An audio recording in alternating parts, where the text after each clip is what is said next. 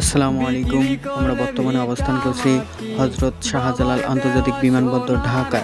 তো এখানকার আমার অনুভূতিটা এমন হৃদয়টাকে কাতল করলো, কারণ প্রবাসী ভাইদের হৃদয়ে বেদনা একটাই, যে তার নিজের মাতৃভূমি, নিজের কান্ট্রিকে পরিত্যাগ করতে হলো একমাত্র তার পরিবার ও জীবিকা অন্বেষণের জন্য।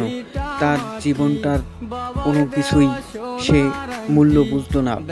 সে শুধু বুঝলো যে তার পরিবার যেন সন্তুষ্ট থাকে, এই জন্য নিজের দেশ সেকেন্ডেই পরিত্যাগ করে অন্য এক কান্ট্রিতে পদার্পণ করলেন।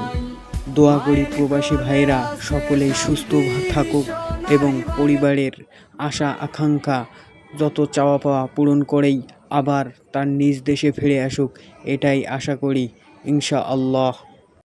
বিক্রি করলে ভিটা মাটি, বাবার দেওয়া সোনার আংটি, ব্যাংক থাইকা টাকা তুইলা পাঠাইলা কোথায়? প্রবাসে শান্তি নাই রে, নাই রে শান্তি নাই।